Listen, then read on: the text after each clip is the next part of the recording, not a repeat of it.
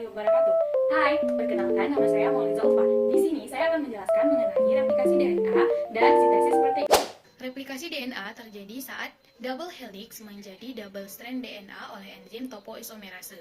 Kemudian dilanjutkan dengan pembukaan double strand DNA menjadi single strand DNA oleh enzim elikase. Masing-masing single strand DNA akan berperan sebagai cetakan DNA baru. Kemudian membentuk struktur garpu yang disebut dengan garpu replikasi. Utas DNA yang telah berpisah akan distabilkan oleh single strand binding protein sehingga tidak bergabung kembali. Enzim primase akan membentuk primer berupa RNA pendek yang akan dikenali oleh enzim polimerase untuk memulai replikasi. DNA polimerase akan merangkai rantai-rantai mononukleotida untuk membentuk DNA baru. Sintesis DNA berlangsung pada kedua utas garpu. Dimulai dengan RNA primer dengan arah 5 aksen ke 3 aksen. Akibatnya, pada utas DNA yang berlawanan akan terdapat fragmen yang terputus-putus yang disebut dengan fragmen Okazaki. Lalu, DNA polimerase akan membaca dan mengkoreksi fragmen Okazaki dan disambung oleh enzim ligase sehingga tidak terdapat celah yang terlihat. Dua utas DNA yang baru terbentuk akan digabung dengan utas lama atau utas induk sehingga akan menghasilkan dua pasang heliks ganda yang identik. Nah, protein adalah nutrisi penting yang diperlukan oleh tubuh. Protein memiliki banyak fungsi.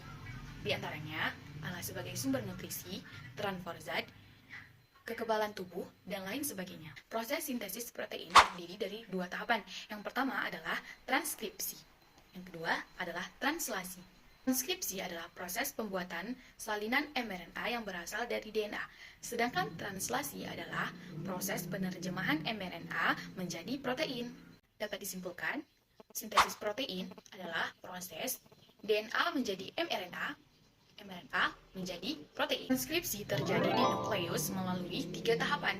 Yang pertama adalah inisiasi, elongasi, dan terminasi. Saat terjadi proses transkripsi, DNA yang terkandung dalam nukleus akan didampingi oleh RNA polimerase. Inisiasi terjadi saat RNA polimerase melekat pada daerah promoter gen. Saat itulah RNA polimerase akan mulai membentuk mRNA melalui cetakan DNA template. Hal yang perlu diingat pada transkripsi adalah aDNA akan berpasangan dengan uMRNA, tDNA akan berpasangan dengan aMRNA, gDNA akan berpasangan dengan cMRNA, cDNA akan berpasangan dengan gMRNA. RNA polimerase akan mengarahkan pembacaan dari arah 5 ke 3.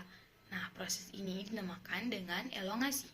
Transkripsi akan berakhir, RNA polimerase akan sampai ke daerah terminator. mRNA yang telah terbentuk mengandung 3 basa nitrogen yang disebut dengan kodon. Selanjutnya, kodon atau mRNA akan meninggalkan nukleus melalui pori-pori nukleus menuju sitoplasma untuk memulai translasi. Translasi adalah proses penerjemahan mRNA untuk dibuat menjadi protein.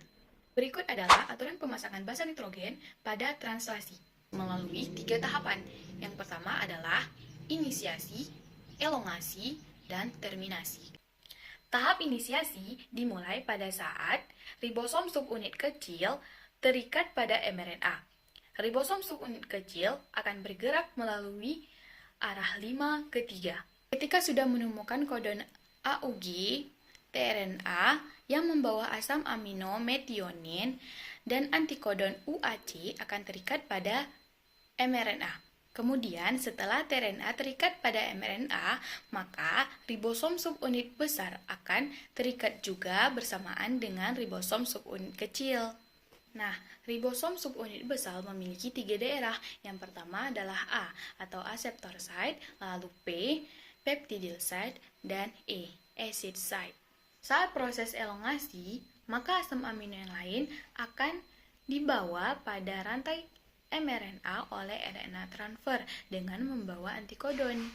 Untuk dapat mengetahui jenis asam amino apa yang mengkode kodon, maka dapat dilihat menggunakan tabel triple kodon. Misalnya, AUG asam amino terbentuklah metionin, juga seterusnya.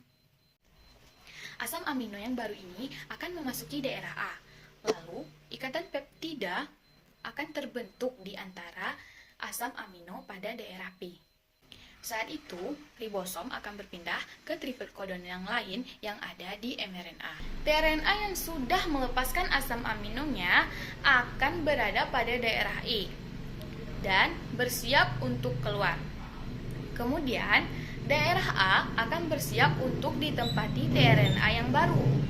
Siklus ini akan terus berulang sampai tahap terminasi.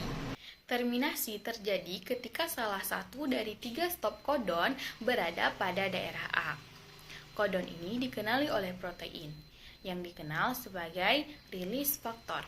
Saat release factor memasuki daerah A, maka secara otomatis polipeptida akan rilis dari ribosom. Kemudian ribosom akan berpisah dan bersiap untuk melakukan translasi yang baru. Nah, polipeptida inilah yang dikenal sebagai protein. Terima kasih.